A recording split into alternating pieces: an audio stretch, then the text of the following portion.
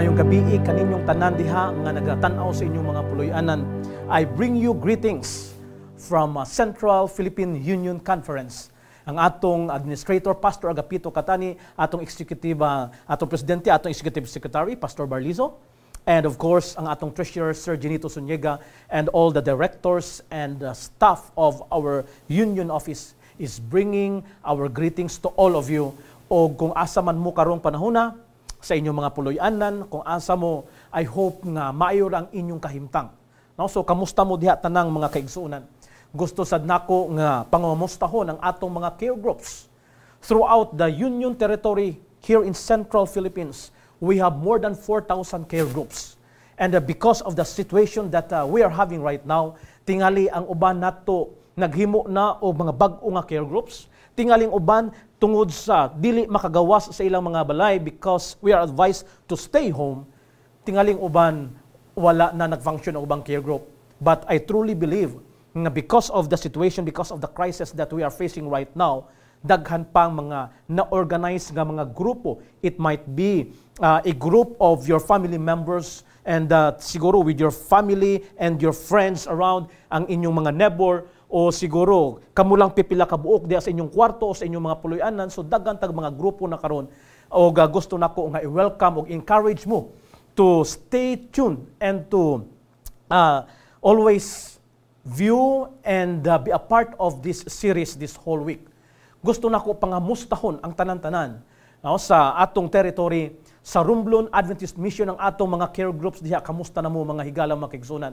Sa West Visayan Conference, ang atong mga care groups, we have also lots of care groups. Ang uban nakita nako nga nagtabang, they are having their evangelism activities in spite of the situation that we are having right now. Sa West Visayan Conference, ang Chosen Hadasa nga care group diha sa northern part of our Iloilo, paabot nako akong greetings, Chosen Hadasa care group.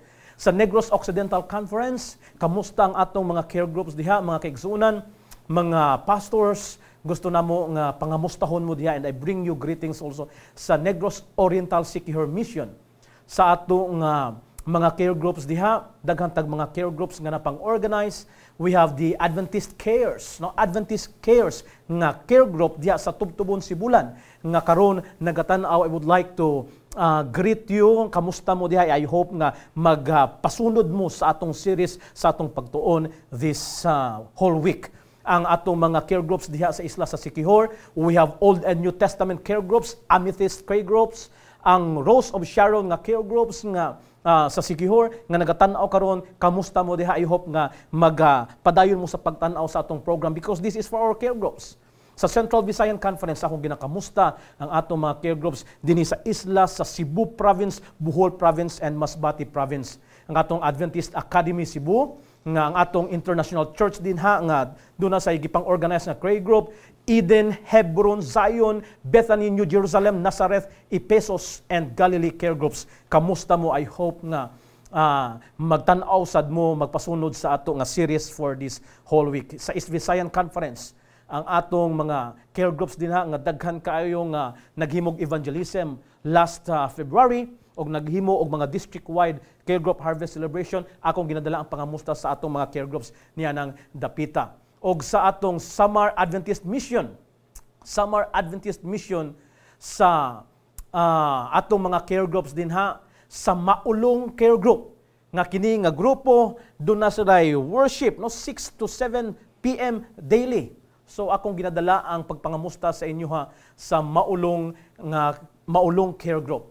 O of course, ang ato dinhi nga care groups dinhi sa CPUC office, we have the Help, the Acts, the Grow. Let us join hands together. Let us be united in studying God's Word. This whole week will be focused on the care group revival sermons.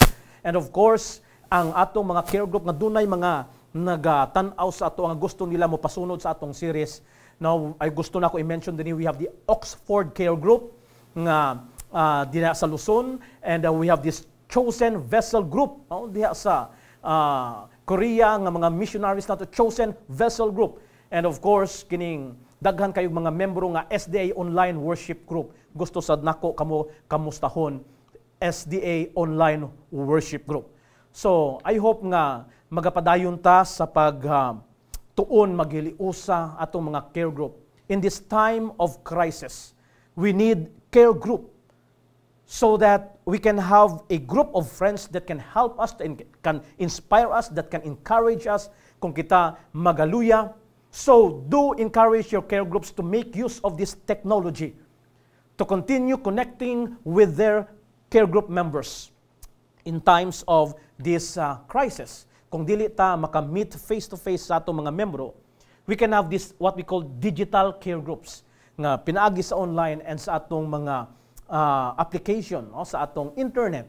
We can still continue our discussions, our prayer, encouragement, worship, and fun can all happen in this online program that we have nowadays. So, kung doon na sad mo'y mga prayer request, please comment below. No, gusto na ko mo encourage, gusto mo na ay ipaampuan, kay kanang inyong mga concern, ato kanang dalon sa Let's Pray Pilipinas. And we can also pray individually. Dalon nato ni sa pag-ampo because if we have more prayer, there will be more power ma-experience nato ang panalangin sa Ginoo. So this week, our focus, our theme for this week in our series is entitled Lockdown. So this is the unique focus of our study, Lockdown. This is a series of revival sermons for care groups. So, sugod karong gabi until this coming Sabbath, maga-focus kita sa atong theme nga lockdown, and every night, natay nagkalinglaing mga topiko nga paghisgutan. Ang atong mga topics will be lockdown, lock up, and that is our topic tonight. Then, next topic, lockdown, kneel down. Lockdown, LDR. We will discover that topic. Lockdown, prison of praise. Lockdown, faithful amelioration. Lockdown, blessing or curse. Lockdown, look up. Mao kini ang ato nga mga topiko for the whole week, and I hope nga dili ninyo pakyason ang pasunod ni ini nga mga topiko sa ato nga program. So, before we start our topic, before we start to open our Bible and study about this topic, lockdown, lock up, ako mong hangyoon sa pagduko sa inyong mga ulo, let us pray. Gamanan nga Diyos, nini nga kagabihon, nagapasalamat kami sa panalangin sa tibok adlaw, and thank you for this opportunity to gather ourselves together with our care groups, with our family members, wherever our loved ones, our members right now, ang mga pamilya nga nagatanaw, magapaminaw sa imong mga pulong. Lord, ibubo ang imong panalangin nga amo masabtan kini makapadasig kanamo in times of this crisis. Tagai kami sa langit ng kaalam, amo kinig natugyan ang tanan sa ngalan ni Ginoong Hesus nga among manluluwas. Amen. So our topic for this evening, my dear friends, is entitled Lockdown, Lock Up. Kining pulong nga lockdown is a word that is beginning to be trending nowadays. Now, dili ra gani pila ra ka semana, but for 2 months already. And this is connected with the coronavirus or COVID-19 pandemic crisis the world is facing. O kining pulong nga lockdown, ato kaning madunggan bisan asa. Now, bisan tinuod nga we are still in what we call enhanced community quarantine. Pero makaingon gyapon ta nga na lockdown ta, no? Na lockdown. So madunggan nato in radio, television, newspapers, magazine, and in social media, in the internet, makita nato kining word nga lockdown. So gusto nako kamustahon mga higala, mga brothers and sisters, mga care groups, sa inyo mga puloy-anan karon or wherever you are right now, how's life in lockdown? Now, kamusta man ang atong kinabuhi sa panahon ni ining gitawag nato nga lockdown? Kamusta man ang trabaho? Yes, dili na ta katrabaho, dili na kadto sa kumpanya, dili na kadto sa mga offices, kadtong naa sa kumpanya o gatrabaho sa mga office. Unya makaluluoy kadtong mga nagatrabaho nga everyday makadawat sila sa kung pilang ilang sweldo, unya kung walay trabaho, no work, no pay. Let us pray for these people. No, makaluluoy, this is the effect of the lockdown. Ang mga negosyo, okay lang mga negosyo nga mga dlagko nga bisan walay mga income karon, sirado ang mga negosyo, but still they can survive katong mga dalagko ang mga negosyo. Apan katong mga gagmay mga negosyo, mga small-time business, kamusta man sila? Apektado because of this lockdown. Travel, wala na nakabiyahe ang mga tao, ang uban gani na stranded na. No, daghang kog nakailang na stranded, dili na sila makapauli sa ilang balay kay walay travel, walay biyahe by land and in the airplane. No, wala sa biyahe mga igala makisuna. Amusement center are closed. Wala na yung mga kalingawan, entertainment, mga sports, mga games, di takatanaw sa mga basketball games, o uban pa nga mga sports nga nag-require or nagkinanglan sa mga audience nga daghang mga tao because we are discouraged for having a mass gathering nowadays. Mall, sirado. Unsay naa sa mall, pamalit lang grocery ra. Ang grocery, maura nang ablis sa atong mga mall. How about ang eskwelahan? Nalipay ang mga estudyante kung walay klase. No, sayo pa kaayo ang graduation. No, ako nakita dito sa post, ingon sa isa ka post dito sa social media, congratulations no, sa tanan nga nag-graduate sa Bachelor of Enhanced Community Quarantine, major in social distancing. No, ingon dito. No, so wala na siguro final exam, wala na himo graduation, pero congratulations sa mga nag-graduate. No, sa mga nag-graduate. Mao kini ang resulta karon o ang gobyerno ga-advise ato diha ra jud sa balay. Magpuyo ra jud sa balay. So mao kini atong lockdown, mao kini ang sitwasyon nato karon. Ang mga tao gi-advise to stay at home pero ang problema nato daghan gyapon ang mga nanggawas, and because of that we cannot contain the virus. Og daghan kayo ang mga cases karon nagasaka unya, daghan sad ang mga nangamatay. This is happening around us nowadays. Ang mga tao usahay murag di ta kasabot sa panahon sa bagyo. Delikado ang bagyo, gisultihan nga magbakwit. Hawa kamo sa inyong mga balay. Apan ang mga tao dito jud pabilin jud sa sulod sa balay. Pero pag-ingon nga ang panahon delikado sa virus, magpuyo kamo sa sulod, pabilin sa sulod sa inyong balay, apan ang mga tao manggawas. So murag nabali ang panahon. This is the situation that we are facing right now. So, kamusta ang atong sitwasyon kamo diha sa inyong mga balay in times of this lockdown? Dili ta pagawson unsa man na nakahitabo. Ang mangita na lang og trabaho sa sulod sa balay, ang uban naga-gardening, ang uban nag-repair sila bisan dili guba-gubaon na lang aron nga naay mahimo. Ang uban nagsigig luto, no? Ang uban dito sa sulod sa kusina, lockdown sa kusina, ang uban lockdown sa lamisa. Unsa ka ang resulta ani after the lockdown? What will be life after the lockdown? Kaya ang uban na lockdown sa kusina, sigig luto, lockdown sa lamisa, nagsigig kaon. Motoy usa ka pangutana sa kuha sa usa nato kabatan-on, ingon siya, Pastor, kini bang sigig kaon pero wala gatambok? Sign ba ni sa coronavirus? Sigig kaon niya wala gatambok. Okay lang na kanang wala gatambok pero katong sigig kaon niya ni dako. No, ni dako unsa ka ang atong mga nawong after ani sa lockdown mga higala. So, I would like to encourage you, do something that will give you improvement sa imong kinabuhi. Unsa atong ginahimo? Unsa atong mga nawong this time of lockdown? No, ang uban murag preso sad ang ilang mga nawong. Wala kabalo mo unsay nawong sa presuhan? Kanang nawong sa presuhan, I've been in the jail ministry for many times also, bisita dito, kanang mga nawong sa sulod sa priso, papo nato mga nawong karon. No, pari-pariha ra pud ta sa ilang mga nawong, mga tag-asog buhok, ang uban nagpang-alot na lang, ilang asawa, kinsay naa sa balay, maon lang mga alot, bisan dili ka balo mo alot ra jud. Okay, need man jud kayo unsay nahitabo. Ang uban natagam. Na adi na ko magpaalot sunod sa imo kay ang uban nag-away kay ang alot dili mao ang inalutan murag rice terraces ang alot. So mao kini atong unsa may atong mga nawong. No, ang uban dili makaadtog parlor, katong mga anad og parlor, magpedicure, manicure, unya pa color-color sa ilang mga habok. No, so kamusta man? No, ang uban ang ilang kilay nibaga na jud. No, nibaga na unya ingon sila nga dapat daw i-maintain na gyapon no atong lawas. No, i-maintain na gyapon ang atong kagwapa o kagwapo amen, i-maintain la. Kay kinahanglan sa gyapon ni ingon sa uban, kilay is life. So i-maintain ang kilay. No, i-maintain ang kilay. According sa isa ka quotation, I would like to share this to you. This line is from Disney's Mulan. Unsa ang ingon dinhi sa Disney, no? Sa Disney's Mulan nga movie. Ang line is very important and very interesting. Ingon siya dinhi. The flower that blooms in adversity is the most rare and beautiful of all. Unsa daw? Ang bulak daw nga naga-bloom sa panahon sa kalisod, no? Taliwala sa kalisod. Pero nag-bloom sa gyapon siya. The flower that blooms in adversity is the most rare and beautiful of all. Wow, sa pagganindot. Ang bulak nga ni bloom taliwala sa kalisod, mao'y pinakanindot nga bulak sa tanan. So, my dear brothers and sisters, my dear care groups, kamo mga pamilya nga nagatanaw karon, let us bloom in spite of the situation that we have right now. Let us have a positive outlook no sa atong kinabuhi mga higala.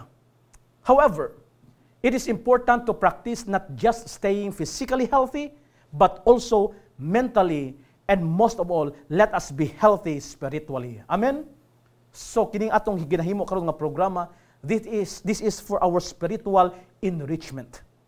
In times of crisis, it is the time when you realize what truly is important no, sa panahon sa crisis. So, kining atong topiko nga ginastadihan karon, lockdown, lock up. Doon na kini kahulugan. Unsay kahulugan sa lockdown? It says here, it is a state of isolation or restricted access instituted as a security measure.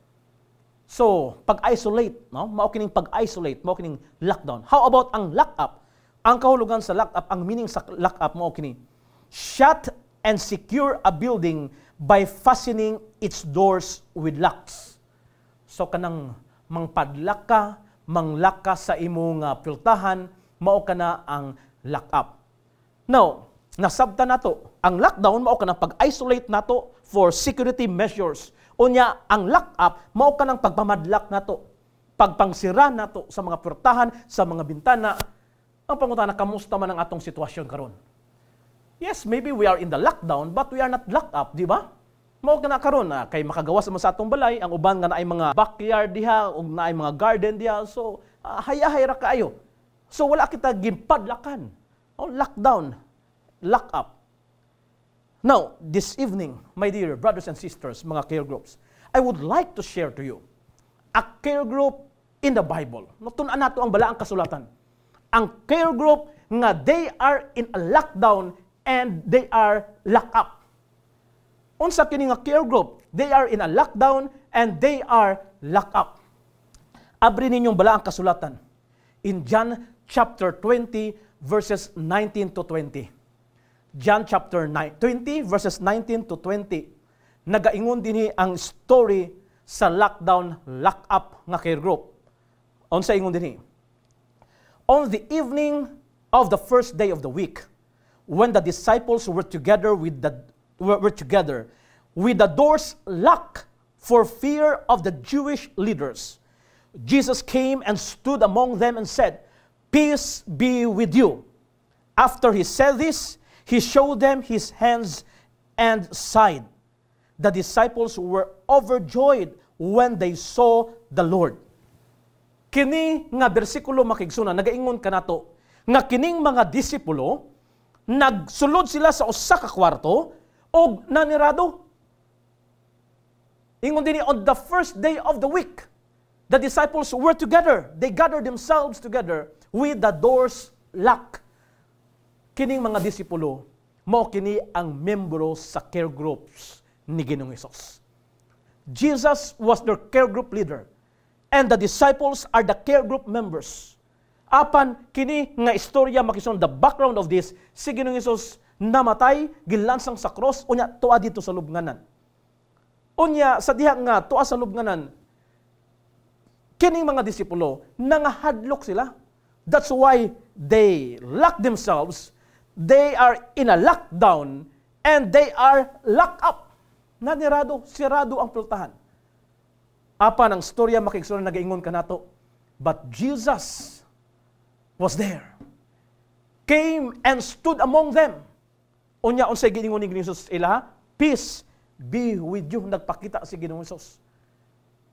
Mao kining istorya makigsunan sa care group ni Ginoong Hesus ang iyang mga disipulo. They are being locked down with locked doors sa kakwarto. We are told that the door is locked because the disciples are afraid. Nahadlok sila. Suddenly, out of nowhere, Jesus comes to them. The disciples are overjoyed at seeing the risen Savior. Og si Ginoong Hesus naghatag kanila sa isa ka sugo si Ginoong Hesus nag-ingon, "Peace be with you," and instructed them that just as God had sent Him into the world, He was now sending them into the world. Mao ka ng panahon nga gihatagan sila makigsunan ni Ginoong Hesus sa instruction to go to the world and bring the good news to the world. Now, ang istorya mga kaigsunan, nagpadayon. Let's go now to verses 24 and 26. Verses 24 to 26 sa John chapter 20. Atong basahon kini nga mga bersikulo. Nag-ingon dinhi, "Now Thomas, one of the 12, was not with the disciples when Jesus came."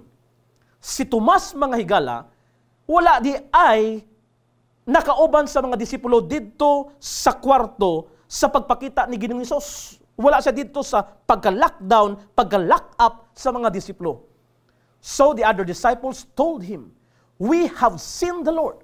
But he said to them, ang bersikulo nagapadayon, "But he said to them, unless I see the nail marks in his hands and put my finger where the nails were and put my hand into his side, I will not believe." So ingon siya, gawas nga ko makita nako siya.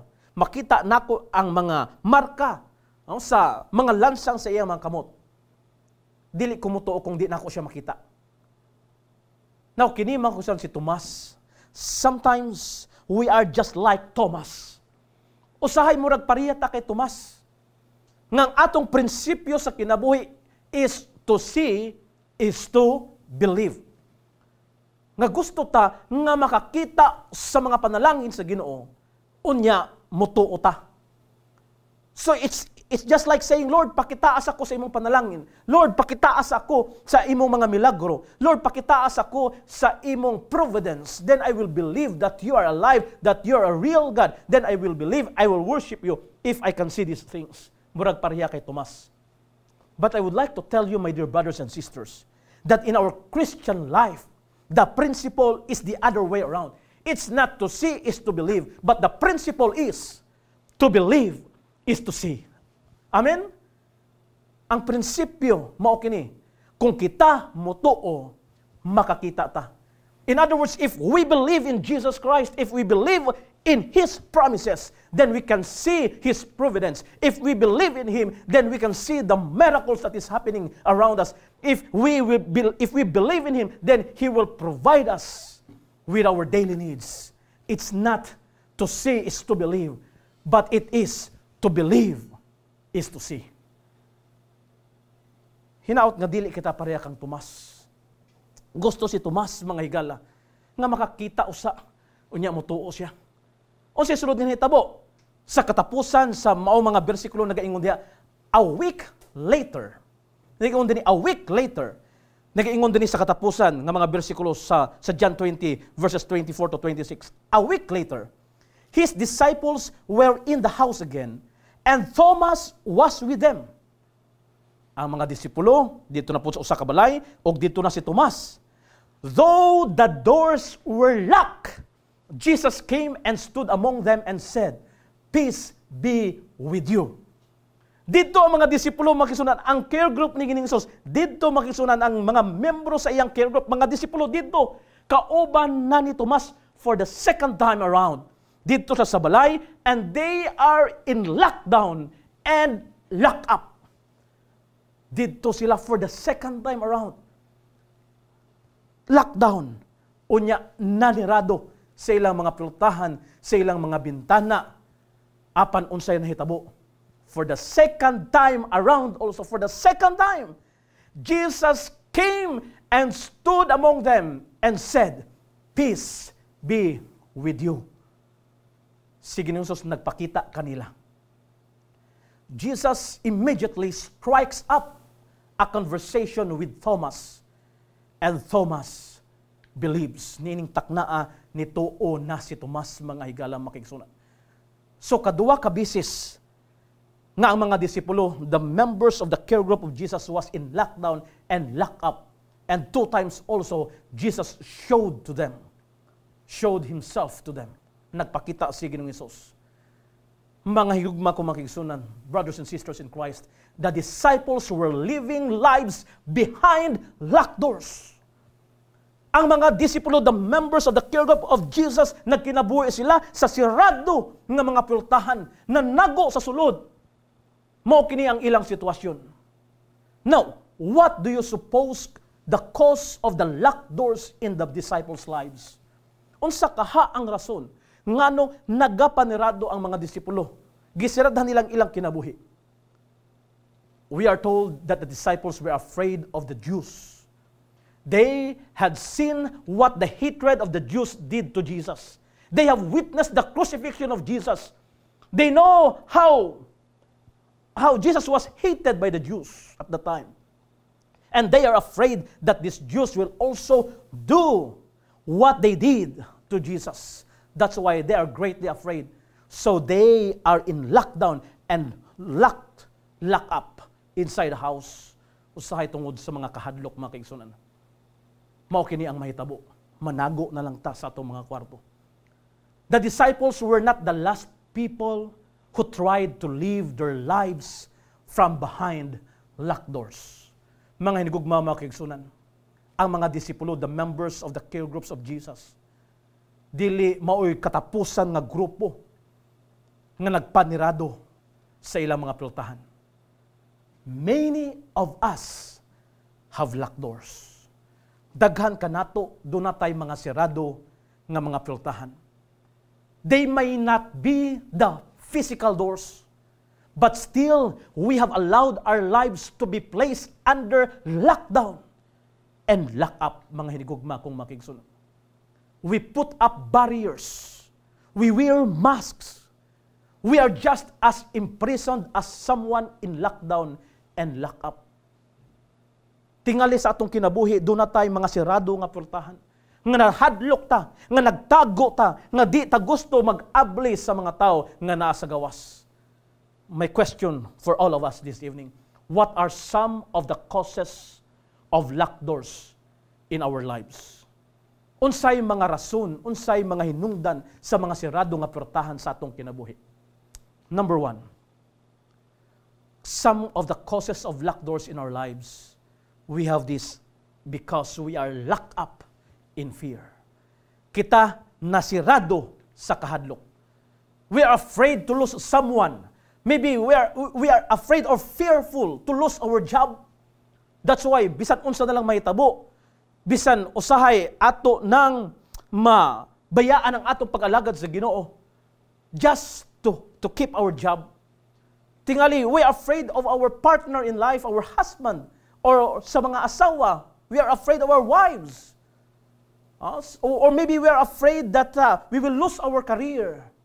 Or maybe we are fearful or afraid not to pass the examination sa atong mga grado. Or maybe we are fearful or afraid of the virus. So daghang tag mga gikahadlukan sa atong kinabuhi that sometimes it seems that we are in lockdown and we are locked up in fear. The fear of the virus. Unsa man yung fear of the virus? Kada bang masigit nagdadalag alcohol, unya bisan kinsa na lang sige natog pamutang alcohol diha, bisan unsa tumagunitan, alcohol kulang na lang ang nawong sa uban sprihan natog alcohol. Now kana that is a fear. Or that is a kind of fear. Gitawag nato na siya nga misophobia. Misophobia. Na unsa man kining misophobia? Misophobia is a pathological fear of contamination and germs. So kanang mahadlok ka sa mga virus, mga germs, mga bacteria, mesophobia kana. So kanang magsige na lang tag murag nadiri ta ba, nakakadiri ba ang mga butang sa palibot. That is mesophobia. So fear of coronavirus. Hadlokan ta. Di na ta mo gawas na lang. Di na ta maghikap-hikap na lang. Di na lang ta magkamustahan ay magsigid na lagbaw dito ang uban. O masigid na lagbaw. Di na jud ta mo paduol sa bisan kinsa sa atong palibot kay basin matakdan ta sa coronavirus. That is fear of coronavirus. Apan, mga higala, doon ay gitawag karon nga fear of new virus. Kabalo ba mo nga doon ay bagong virus? Ang ngalan aning gikahadlukan nila nga new virus. Ang ngalan ini is Vira-nan, no? Vira-nan. The new virus name is Viranan. Unsa man kining Viranan? Mao kining gitawag nato nga Viranan sa kuryente, Viranan sa tubig, Viranan sa telepono, Viranan sa renta sa balay, Viranan sa cable, sa tuition, sa utang, daghan kayong mga Viranan, no? That after this lockdown, unsa ka ni mga Viranan, no? Mao kining virus karon nga ginakahadlukan nila kay walay mga trabaho ang mga tawo, wala nay padulngan, walay income, walay kwarta. So ang virus Viranan. Daghang kayong mga Viranan. Unsa maibayad, no? Mga bayaranan. Unsa maibayad sa mga balayran sa palibot. So fear can spread from person to person faster than the coronavirus. Ingon pa sa usa ka magwawali. It can spread faster than the virus kining kahadlok. Muingon ka dito sa usa ka tawo, hala kahadlok kayo sa sitwasyon karon no? Yes, kahadlok kayo. Unya katong imong gisultihan mo ingon po siya, hala ang mga miyembro sa panimalay di ta mogawas makahaladlok ang atong sitwasyon. Hala ang mga tawo magsige na lang istorya about sa mga hadlok-hadlok. We are negative and we are spreading fear. And this fear can spread faster than the virus. Ingon pa ni Lish McBride, ingon siya, fear left unchecked can spread like a virus. Fear left unchecked can spread like a virus. So tungod sa kahadlok, natago na lang jud ta, nang lock na lang jud ta, wala ang tay gawas-gawas. So we are locked up in fear. We are constantly worrying about what people are thinking about us. Nahadlok pud ta, unsa kaya ikasulti nako, no? So that is another kind of fear. So fear causes us to put on our little masks and seek refuge behind the locked door of our heart. So, magdipinsa ta, unya mahadlok ta, unya atong kasing-kasing, dili na jud mo open up sa ubang nga mga tao because we are locked up in fear. Let's go to the second cause of locked doors in our lives. The first one, lock up in fear. The second one, lock up in doubt. Pangduha-duha. Mga tao maduha-duhaon, walay salig. Without about God, without the scriptures, without the church, without the Sabbath school teacher, without the pastor, without the care group leader kung mahimo ba niya ang iyang responsibilidad, without ourselves and our own abilities. We become so doubtful, gapang duha-duha, wala na'y kasiguruhan. And we are locked up to this kind of situation. Dili na ta makalihok. This will affect us in our work, affect us in our faith. So instead of living life in faith, we lock the door of doubt and hide. So manago na lang ta, manirado ta. So let's go to number 3. What are some of the causes of locked doors in our lives? The first, we have lock up in fear. The second one, lock up in doubt. And the third one, lock up in guilt. Kining bang guilty ta, sadaan ta, so dili na ta makapadayon. Dili na ta makatrabaho. Dili na ta maka-move on. Perhaps guilt has caused more locked doors than anything else. Tingali kining feeling guilty ta, pagkasadaan, mao kini ang makasira sa daghang mga piltahan sa atong kinabuhi. Guilt over sin sometimes makes us feel as we are shut off from God. No, kanang murag na palayo na ta sa Ginoo. No, murag hadlok ka na ta sa Ginoo. So guilt of sin seemed to lock a door between God and His creation. Si Adan ug si Eva, they are guilty after committing sin in the Garden of Eden. Nanago sila, ang Ginoo na nawag kanila. Now, my dear brothers and sisters, mga kaigsunan, are you experiencing guilt over sin that you have committed? Kung mao kini ang imong gibati, that you feel so guilty, you feel that you are not worthy, that you are unworthy of God's love. Mao ba ini kining ang imong gibati karon? There are things that we need to do. This message is for you. Perhaps you have been living a life consumed by guilt over something that happened years ago, long years ago, long time ago. But I have good news for you, my brothers and sisters. Doon ako'y mayong balita, alang kanatong tanan, kung kita nasirado, because of guilt, nasirado ang atong mga piltahan, the door can be unlocked right now.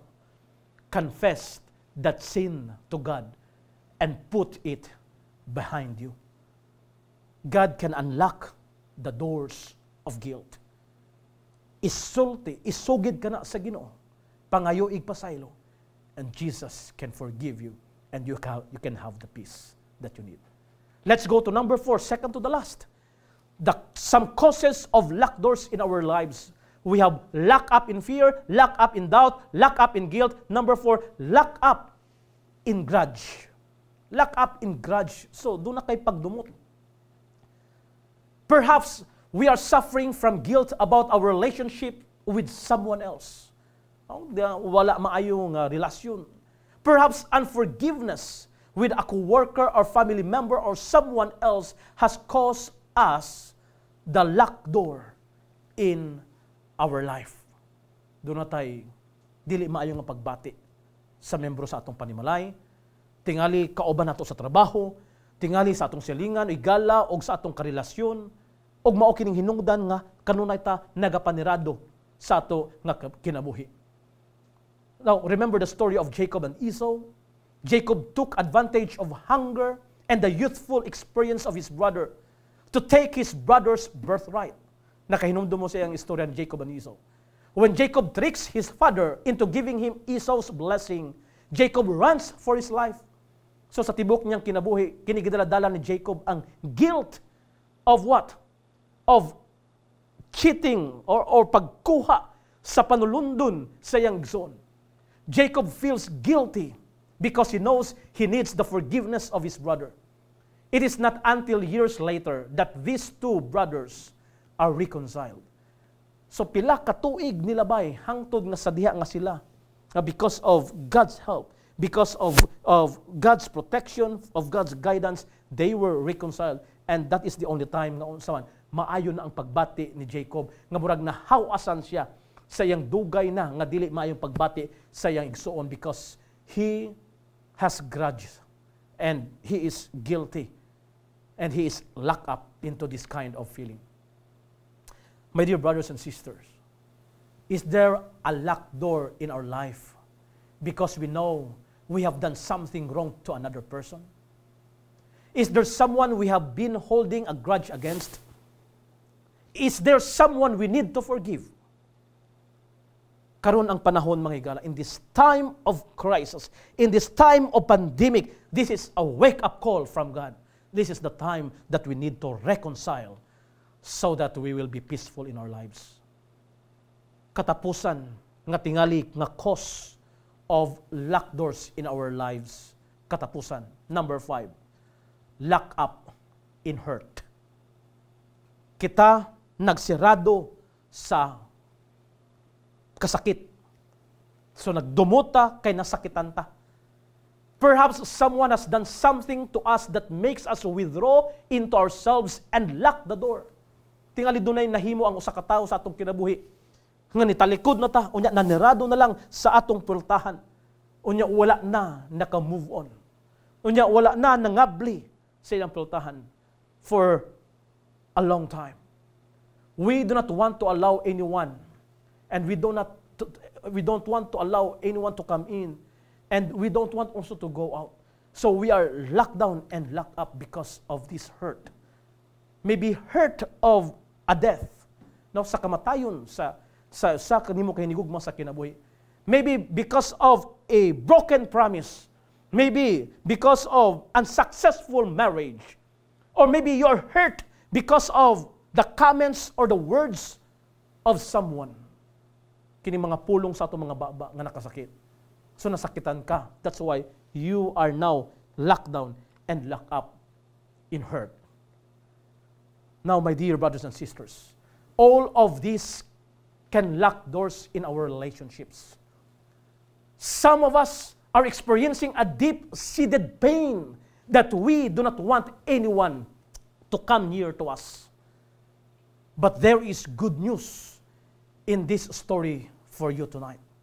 Dunay maayong balita nga gusto na ko isulti kaninyong tanan. Niining mga sirado nga pultahan sa atong kinabuhi. The good news is, the risen Jesus, the risen Savior, can penetrate these doors or any other locked door we may have. Amen?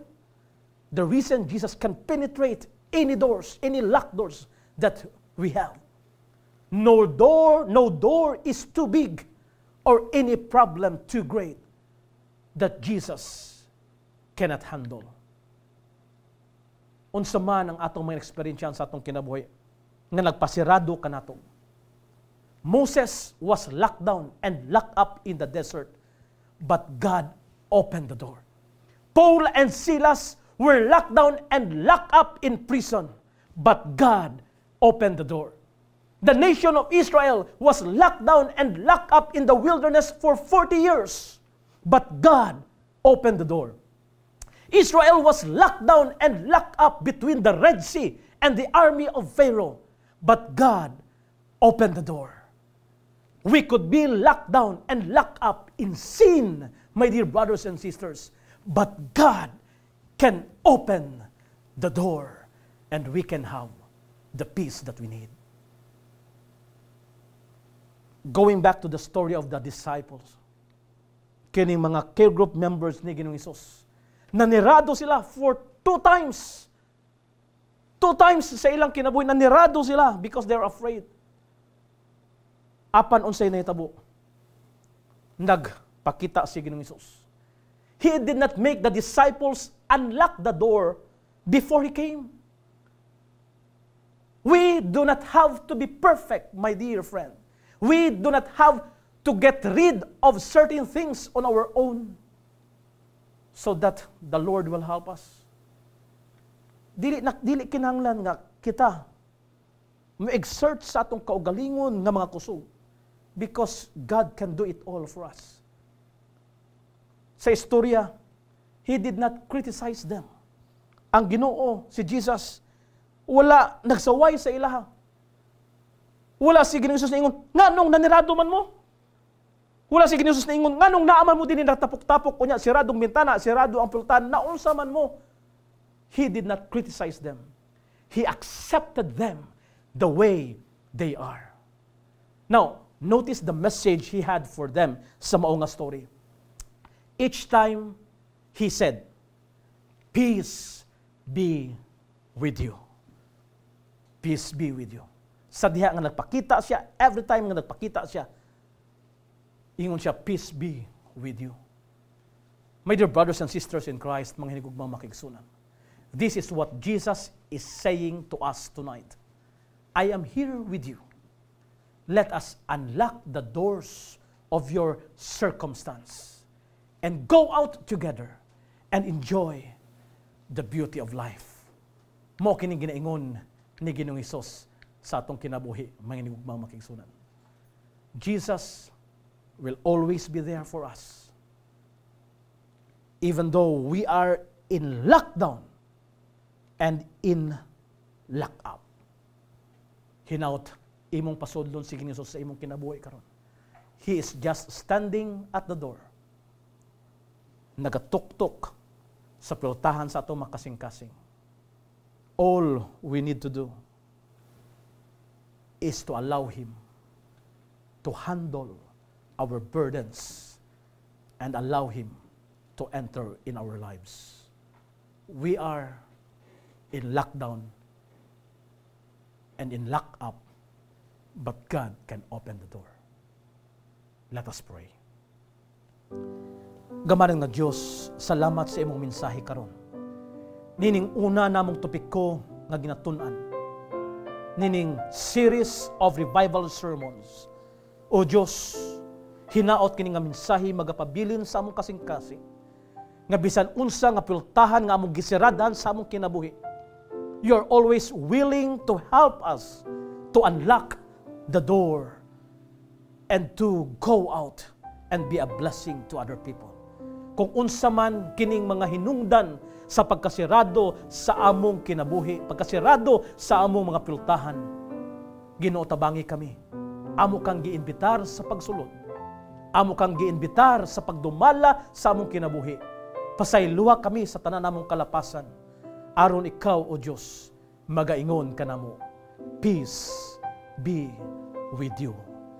Salamat sa imong panalangin nga imong ihatag sa tanan namong mga care groups, sa tanang panimalay, sa tanang makaigsunan, sa tanang mga higala nga nagapaminaw karon. Tabangi sila, protection ni sila, bantay sila sa tibuok gabi. Salamat Ginoo sa imong pagtubag sa imong pag-ampo. Amo kini ginapangayo sa ngalan ni Ginoo Hesus nga among manluluwas. Amen.